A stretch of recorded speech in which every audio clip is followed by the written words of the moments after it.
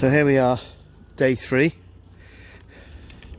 There's the sound of a tractor in the background, which is a bit upsetting because I was actually going to film this to show you how absolutely silent, how lovely this place is in its silence. Yeah. And if you look at the trees, there is what the sailor world calls be calmed. Look at that, not a movement in the trees at all. There is zero wind today. It's a bit cold. Well, it's not a bit cold, I've got enough gear on once I've started. It's the same as yesterday. It's cool. If you're in jeans and t-shirts it would be too cold, but put on a jumper like I have today and a few bits and pieces, and with a walking pace you'll be just about absolutely dead on the right temperature. Ugh. Right. So there we go. And I have to stop saying that.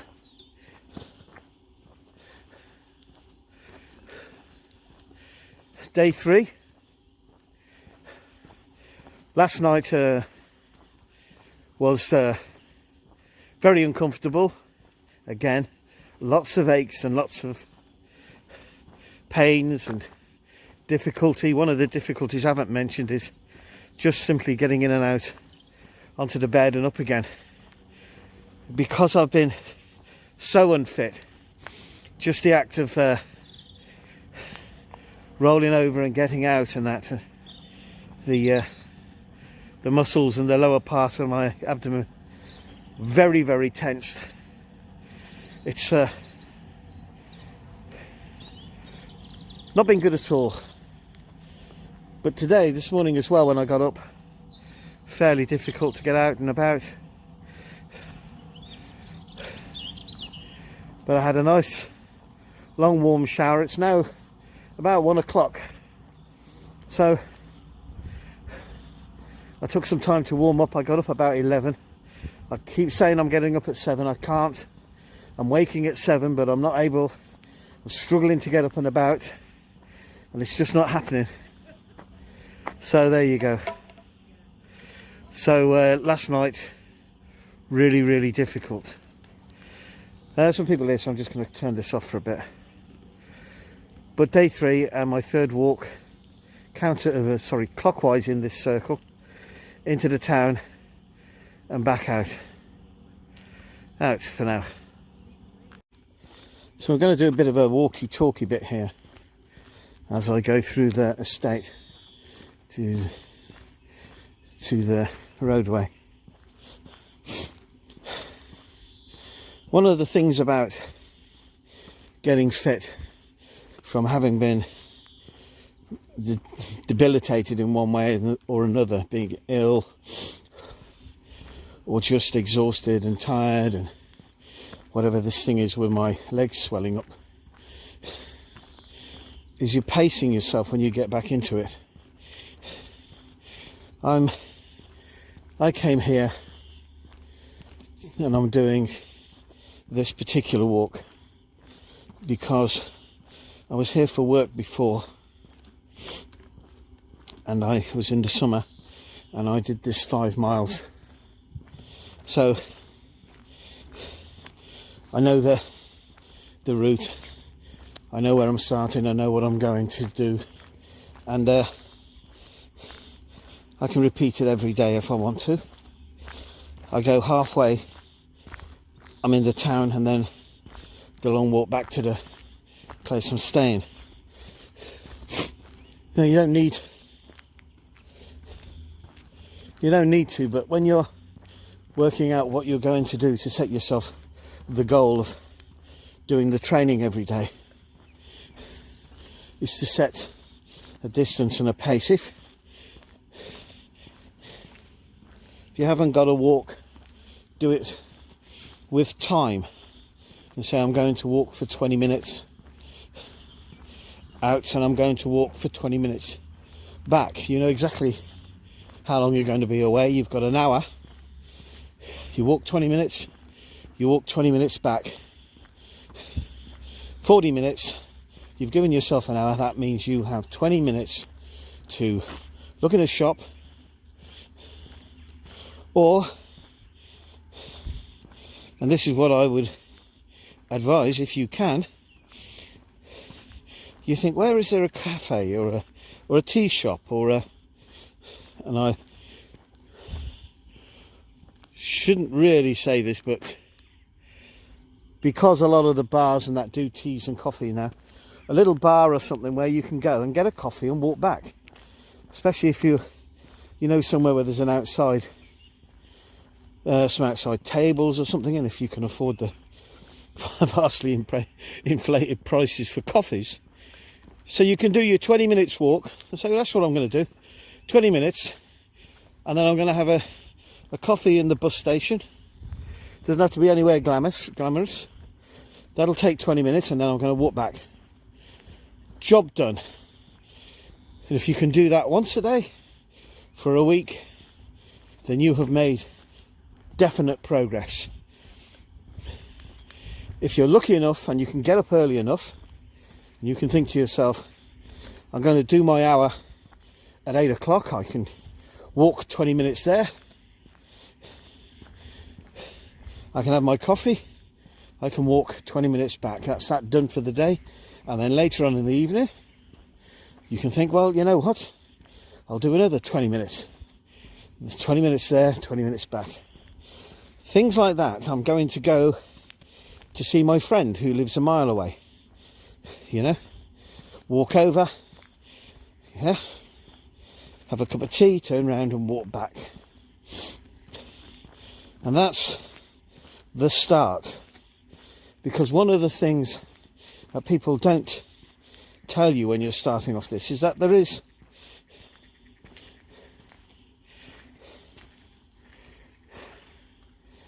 a period where you have to struggle a little bit. And by struggle, the main struggle is basically getting yourself up and getting yourself out to do it. When you've not been fit before, or when you've now trying to recover your fitness, one of the things you need to remember is that these people who run every day, it's become part of their life. Yeah? They enjoy it. You see these runners jogging around and all this sort of thing. Unless they're unfortunate enough to be a professional sportsman or something like that, where they have to do it. And even then, they usually enjoy it. They do that sport because they enjoy it.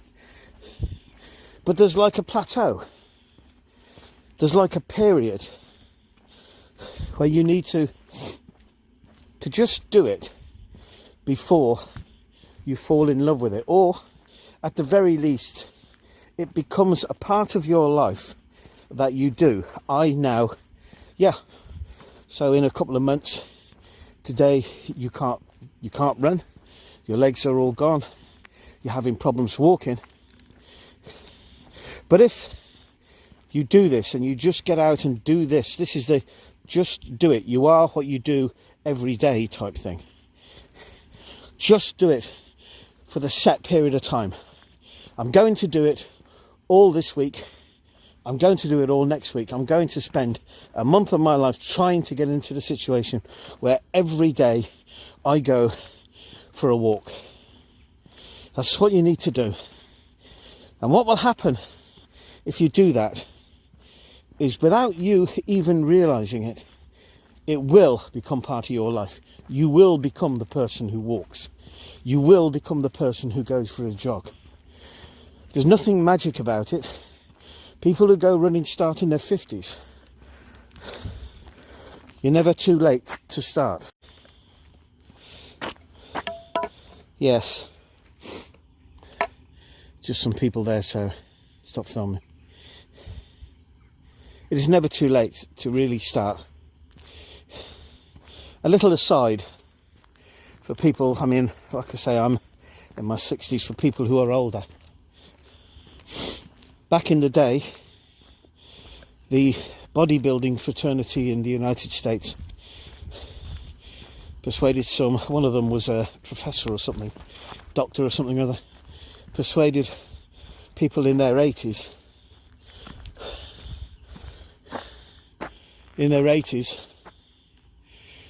to start doing weights. It was in their 70s and 80s. And the idea was to see if it would do, well, if it was going to be a positive for them. So they started off doing light weights, and they were monitored over a period, and the end result was it was discovered that even when they started in their late 60s and 70s, the weights that they were doing actually helped improve their functioning. Obviously, it helped stop, you know, the wastage of muscle, and that even if they didn't get better, it slowed down the rate of change. But it also did something which you'd have to go back and check the study on this. I'm not a doctor or qualified medical person, just a bloke giving his opinion. It helped with the density of their bones and stuff. So it helped maintain the density of your bones. And if you know people of a certain age, or you are a certain age, you know that the bumps and the bangs and the falls and they broke their hips sort of thing, the sort of fall that would be absolutely nothing in your 20s and 30s, cause a person to break their hips or their upper legs or something. And this is something that's really a struggle to recover from when you're at a certain age, when you get to that age. So if you can do something to increase the bone density or just to maintain it, that has got to be a good thing. It has got to be a good thing.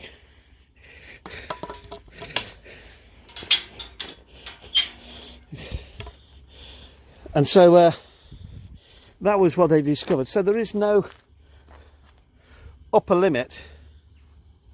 They've been sticking these gates in a lot of these places. I don't like those gates. But there is no upper limit. And yes, you will not be doing Arnold Schwarzenegger 300-pound bench presses, but you will be just lifting the weights a little bit heavier, you know, doing your repetitions, and then doing it until you feel comfortable at it, and then doing a little bit more. You do stress your body a little bit, you eat properly, and it did work. So it's like the same way, starting to go walking, starting to go hiking, all of this, there is that little period where the aches and pains are going to be there. There's no denying that. But you just say to yourself, I'm going to do this. If you're in real pain, there's a difference between the aches and pains of everyday life and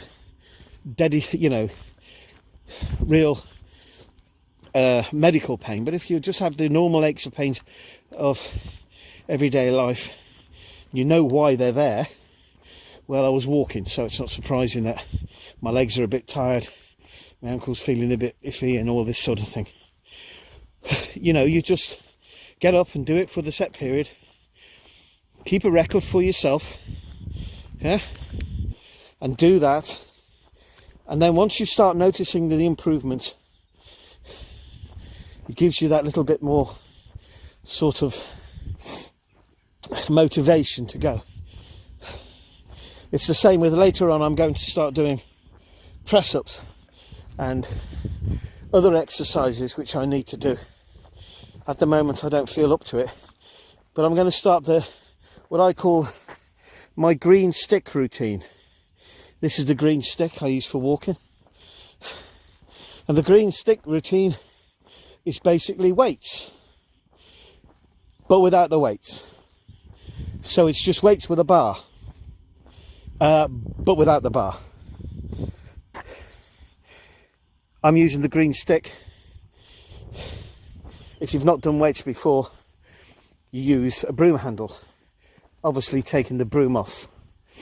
Okay, and you take and the reason for that is the motion. So I want to get, before you start struggling with weights and banging your head and all this sort of thing, which you can do and get away with when you're younger, yeah, all you need to do is get the motion back in.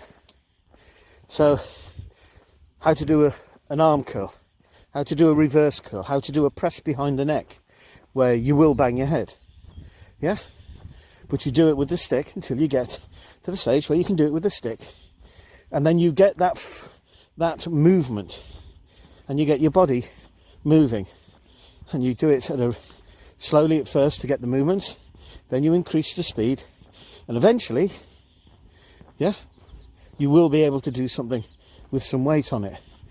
But just get the movements nice and steady, get the blood flowing into these muscles that haven't been used for a while, because then you will get them. Then you get the nutrients flowing into those muscles, and hopefully you'll get the use of them returning, and you'll get growth, and you'll get performance, or at least you'll stop it getting worse, which is the first thing. Then you get growth, then you get performance. And so that's the same. Do something that you can do.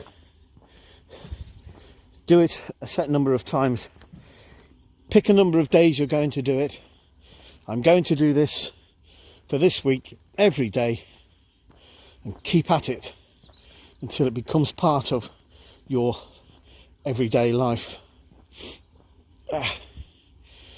When people think weight training and bodybuilding kind of exercises, I'm looking back there, you can just see in those trees is the tower of the house there. What they see on the television when they say, oh, we're going to go and do some weights, is people who are 15, 20 stone throwing 200 or 300 pounds around, doing arm curls, and generally monsters, weight monsters. Even the girls, when they go in there, they're pushing heavy weights. They're pushing heavy weights. And when you're starting, you think, oh, Jesus, God forbid, I can never do this. But you're forgetting that what you see on the television, they are filming the people that are dedicated. They've been doing it for years, maybe. They've got a lot of motivation, and they love it. They love the buzz they get from doing the weights. And if you do it, you will as well. Believe me, you will eventually love it. Getting into the shower afterwards, the actual aches and pains, and you think, oh, good Lord, I'm too old at 74 to be doing this, you know. But if you've done this with form, you've got the blood flowing through your body, you have the shower, you come out, and you think, you know what? Yep, that was great. I feel awakened and alive. I'm not promising you that will happen every day. Even Schwarzenegger said that when he started off, there were days when he couldn't turn the shower on. But there again, he was training to a ridiculous, well, no, to a professional level. He wanted to be a professional, and he was training that hard. We don't have to do that. Get the movements, get the basic exercise, and then it's a matter of it becoming part of your life. One of the things I want to do is I want to start doing long distance walking. I've met people who've done that. I've met people in their 80s who've done it. And I want to be in my 80s, halfway up a mountain somewhere, drinking beer up an Andean mountain somewhere in the Andes or somewhere in Nepal or somewhere like this, when I'm 85 and 86, and looking at all the younger kids as they come in, gasping for breath. Say, all right, lads, all right, girls, that's a bit steep, isn't it? And while they're still on their knees, you don't tell them that you've been sat there for 2 hours because it's took you 5 hours to do what they've done in an hour. But you don't tell them that, because that's your little bit of glory. Them thinking, good God. Yeah. Well, I've met people that have done that. They've kept themselves fit. And long distance walking is a good way of, and it's also can be cheap. If you stay in hostels, when you get to the stage where you feel you can stay in a hostel, sometimes you stay in hostels and you go on these hikes, they are cheap. I've always supported the Youth Hostel Association. I always pay for it, I don't use it much, but as a charity I think it does good work. So I always keep my membership of it. But one of the things I want to do is to start doing the long walks. And you can do it a number of ways. You don't have to rough it. You can walk from across here in Warwickshire. You could walk the width of Warwickshire from 5-star hotel to 5-star hotel. If you wanted to, you could walk. You could you could say to everybody at home, right, I'm going roughing it for a week. We're taking our kit bags and we're going walking. And then what you do is you walk from golf club to golf club. You'll have to have your club sent ahead, I think, probably. But you can walk from 5-star hotel to 5-star hotel across Warwickshire. You don't have to live in a ditch on the side of the road. You don't have to do that. But that's what I'd like to get back to. So sort of back to the countryside.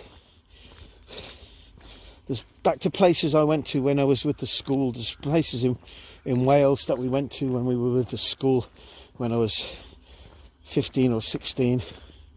They took us to some youth hostel places down the South Wales. I'd like to go there and just do the walks again. That is what I'm hoping will be my long-term fitness goal.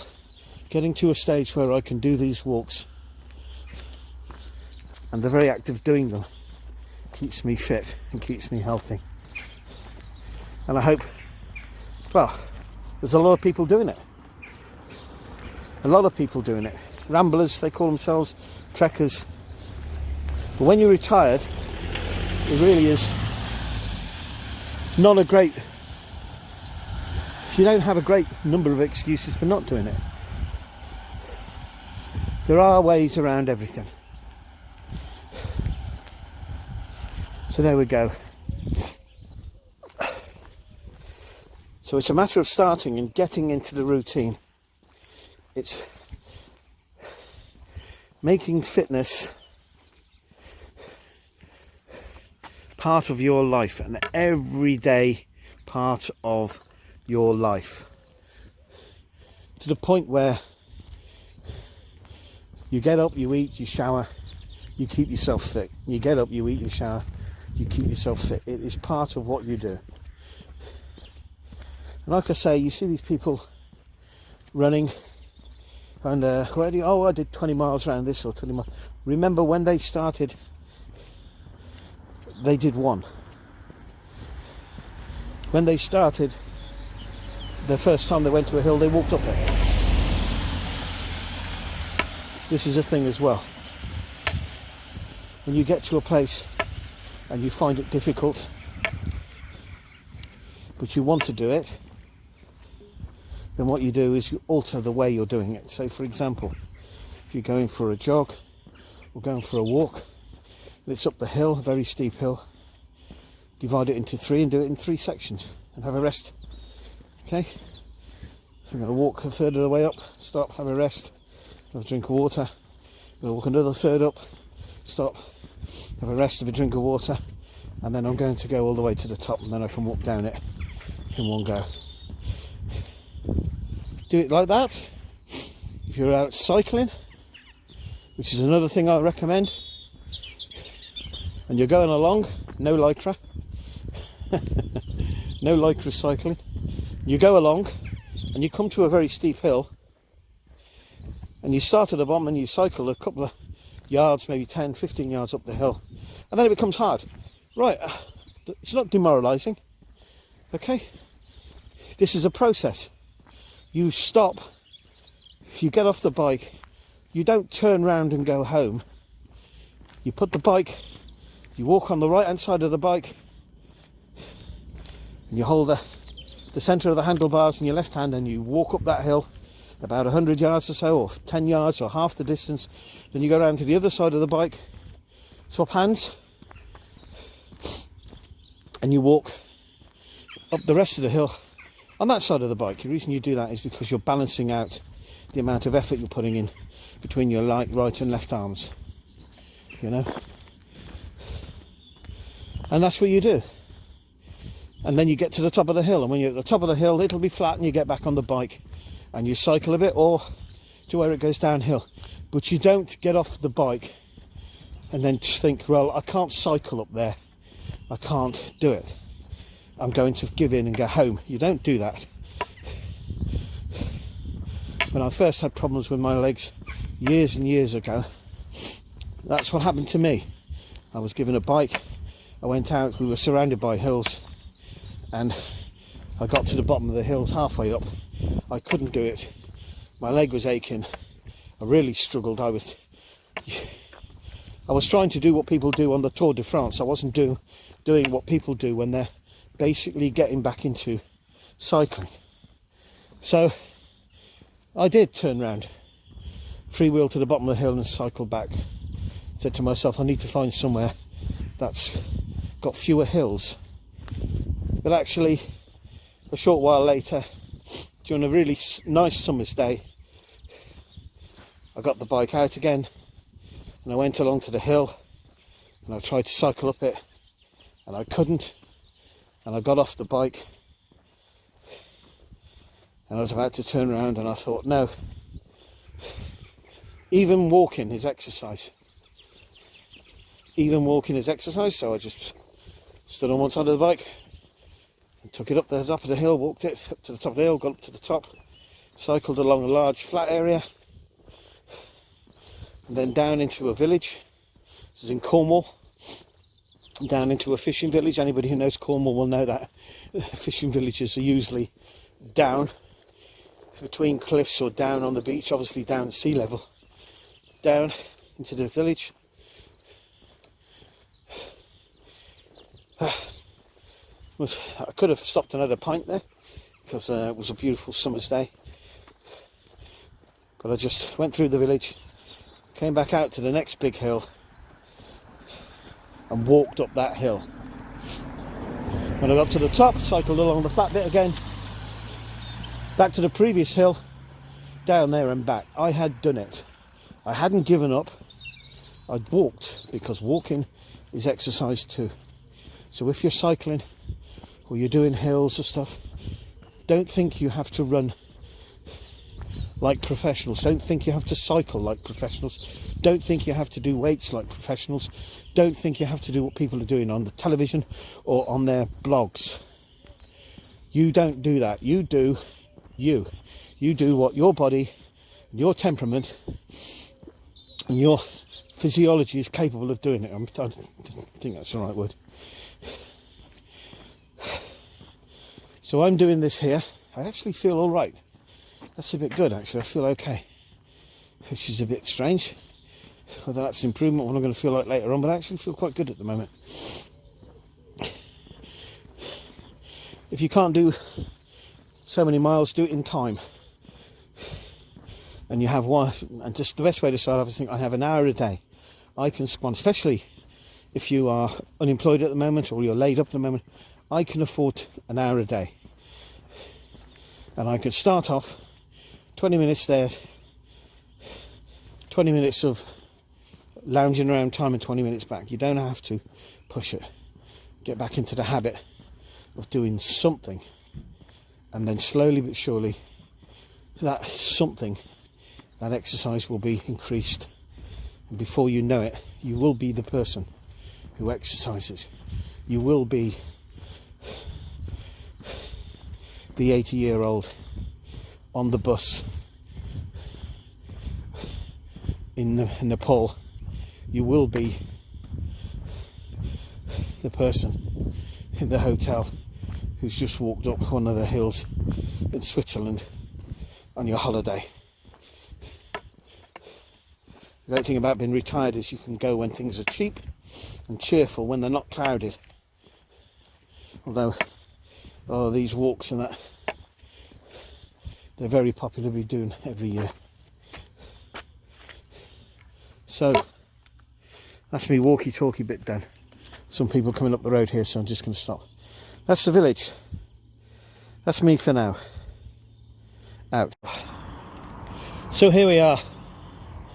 Continuing my walk. I'm into town. I've been to Tesco's already to have one of their top quality machine produced coffees. Basically brown water. And I'm walking through the town, a part of this town of Wellesbourne. I've got some video of this when I was here in the summer, but I'm just going to walk through the town and show the halfway point of this circular walk that I've been doing the last few days. So that back lane, I've just come out of there, turn right, past the Co-op, which is a supermarket that we have here, and we're just walking down here towards a pub called the Stag's Head, which is probably as old as it looks. Out of the two pubs in the place, it's not the best. It's a bit sad, really. It's not the best of the two. The other one is very nice altogether. I've stayed there a number of times in the hotel. It's got a hotel. It's got a really good dining room. But the Stag's, really, it probably needs a little bit of TLC, to be quite honest. And that's the route. Down there we go over the river, which is the same river that leads to, I think it either leads to or from Stratford-on-Avon.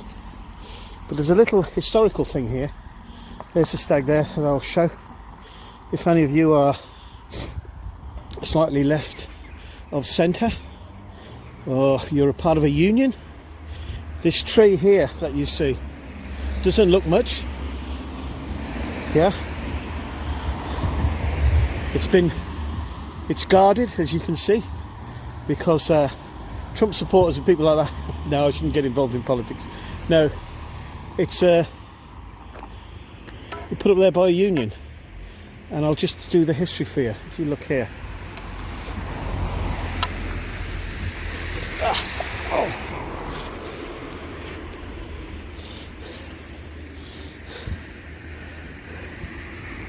so if you are a union man anywhere in the world,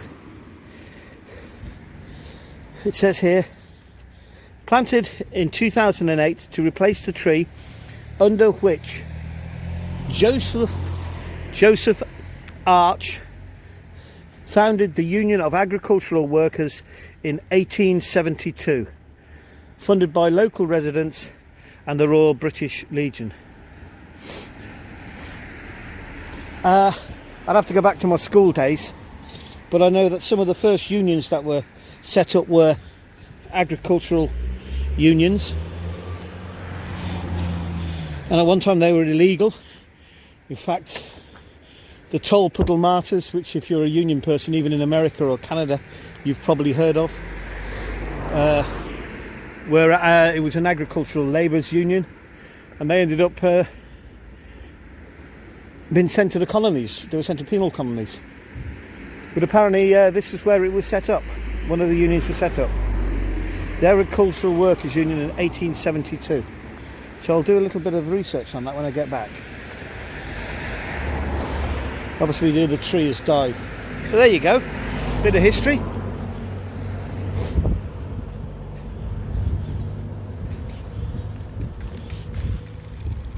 And what I'm going to do is I'm going to take a little bit of a divergence from the route I normally take.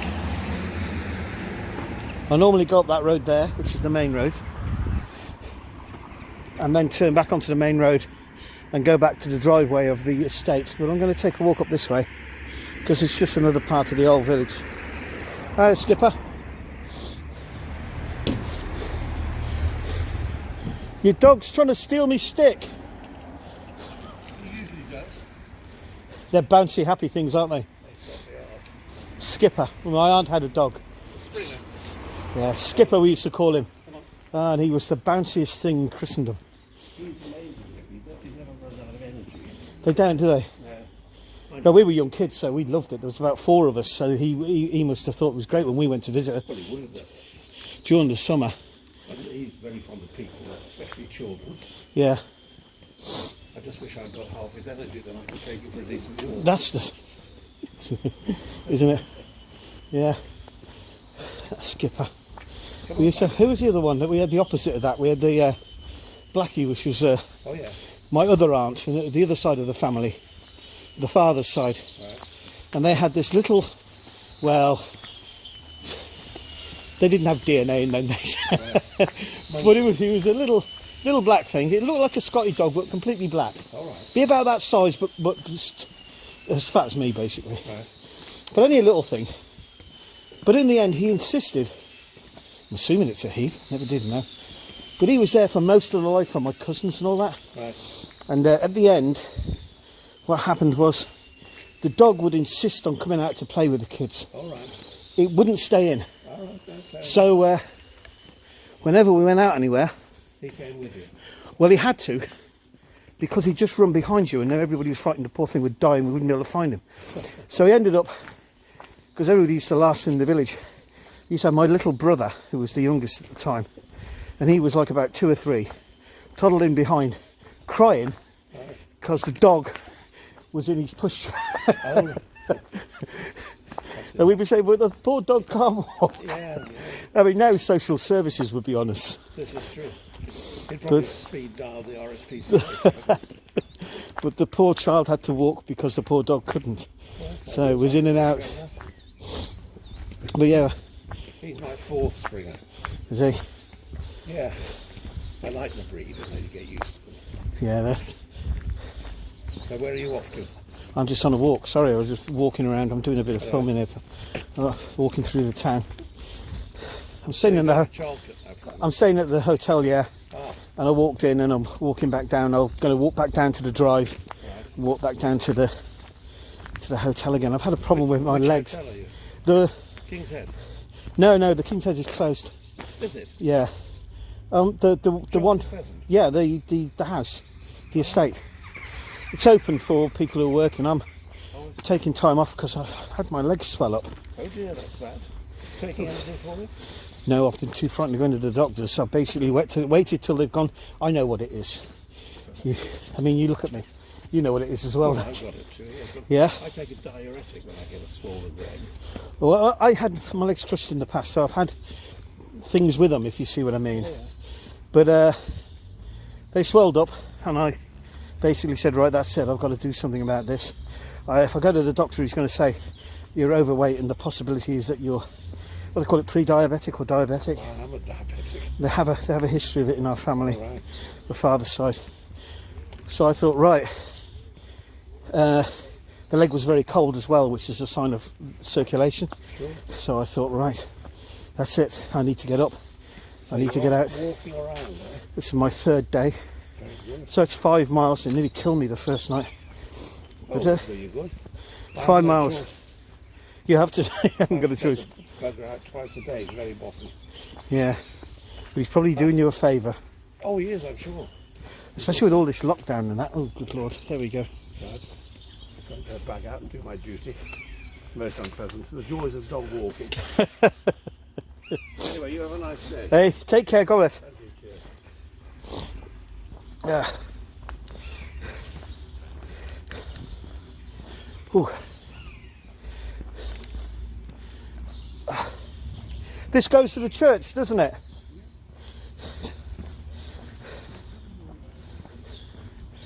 Oh. So there we go. It's a little back road in the village, in the town, away from the noise, the traffic for a bit, and it goes down by the church. Ooh. And it's just a little bit of a walk around. There's some very, very nice places here in this town. Some of the older houses. Nice one there. Nice backs onto the river, but high enough up not to get flooded. Yeah. So there we go. I actually had, when I stopped for that coffee, I just bought a coffee and came outside and stood by a railing and leant on it. I was very, very tired, but now I started walking again. Not so bad. So keeping the circulation going. Yeah. Oh. Like I say, Wellesbourne, it's not very far from Stratford-on-Avon. I think that river that we have down there is either going to or coming from Stratford. Further down, there's a lot of flooding in the area. But this town has been expanded quite a bit with new builds recently.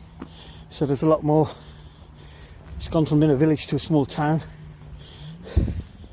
Has an airport, Wellesbourne Airport. Mind you, a lot of land around here in this part of Britain is very flat. And so there was a lot of... in fact, if you go to the south of this town, Wellesbourne, and you go south, it is basically where World War II logistics started. It was very flat land, and there's massive underground armament depots and stuff like that. So there was a lot of airfields and stuff around this part of the country, because most of the actual active airfields were over towards the east, but over here you'd had airfields as well. Wellesbourne is one of them.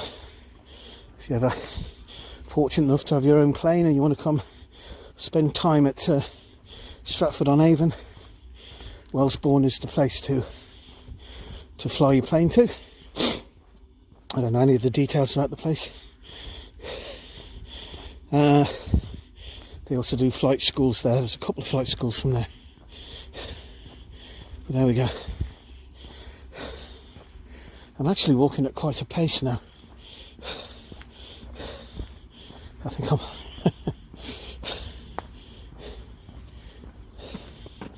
And around here is the church. And like the other village down the bottom, this town had its own church. And there's a parish, I think the parish. So...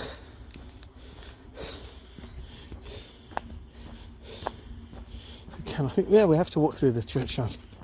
I've actually got a video of this walking around this churchyard from before. I might stick up. There we go.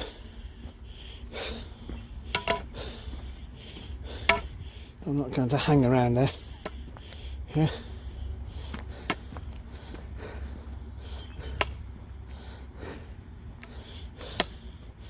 I'm just going to walk through because I want to start back down. So there's the church.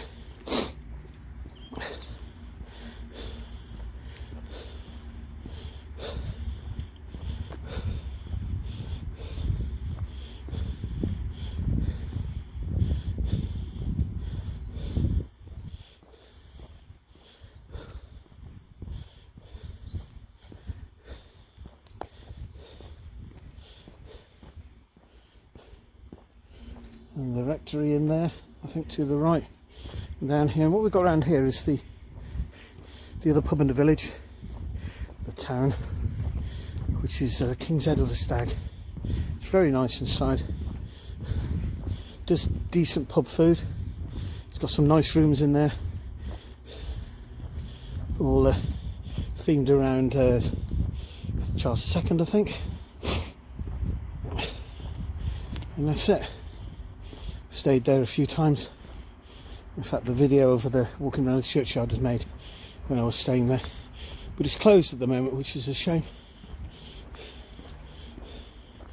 I would have liked to,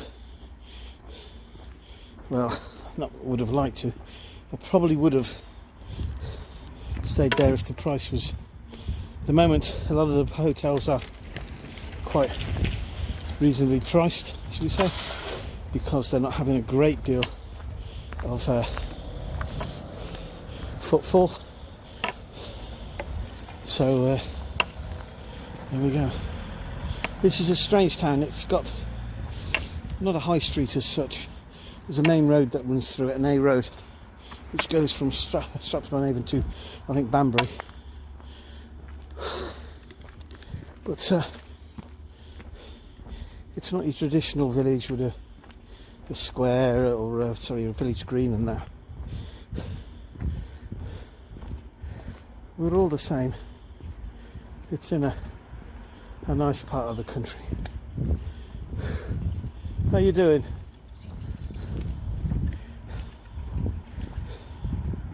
Yeah, it's in a nice part of the country, so maybe not the prettiest layouts of a town, but nonetheless a nice town. If you ever have the money and you're looking for somewhere, the villages around here are something to behold, and they're building a lot of fine 4 or 5 bedrooms executive homes if you're looking for somewhere in the centre of England. And the reason is it is an expensive part of the country to move to. The house prices and that are expensive because it's a wealthy part of the country. Warwickshire is probably one of the wealthiest counties. I think Aberdeenshire, because of the oil, must be one of the wealthiest, probably the wealthiest in Britain. I think Kildare is probably one of the wealthiest in Ireland, but that would be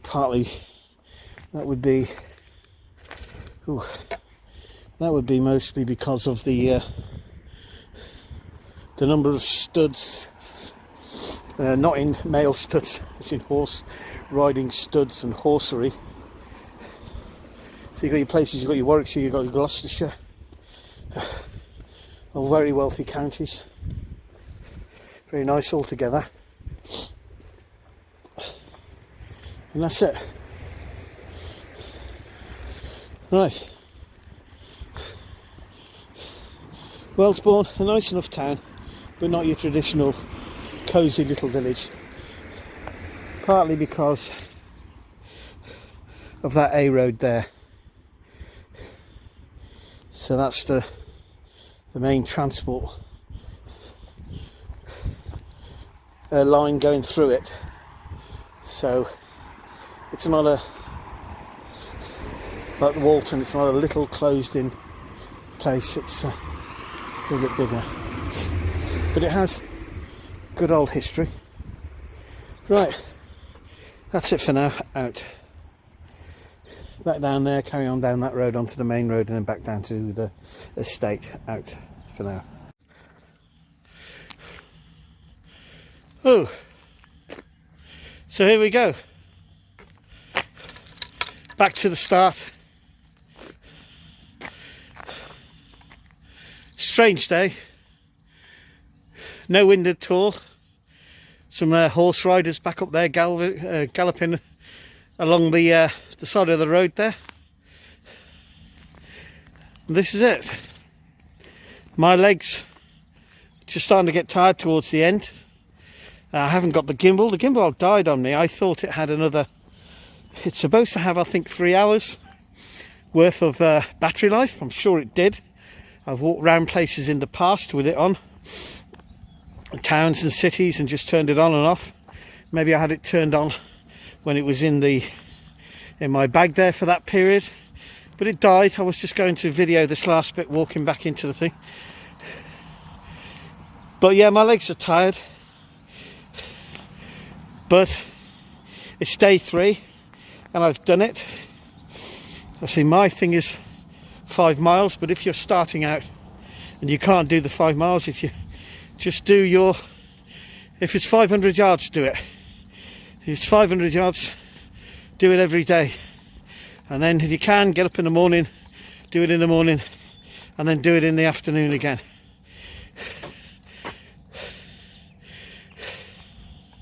I was a bit over ambitious, but the first day put me right on that. Maybe if I'd been somewhere else and I'd done 2 miles, or maybe 3, you know, maybe if I was in a town and I did a 2-mile walk, you know, a mile somewhere and a mile back, I might have not had the problems. But 5 miles is obviously my limit at the moment, and I just got to accept that. There's enough pain and there's enough aches to show me that I am pushing myself. That's the thing. It's not just a stroll, you know. It is putting me, it is pushing me a little bit. I am pushing myself a little bit. I tried to think of an excuse today to not start, but hey, it's done. I'm back. Day 3 done. It's just started to rain now. It's going from drizzle to rain, and I'm going to do my green stick routine tonight. I'll film that. I did a little bit of a walk and talk, and I was rambling. I don't know whether it's a good thing or a bad thing. I'll see it when I download it. It'll either make me look foolish or it won't. Just a little bit of something to fill in while I was on the walk.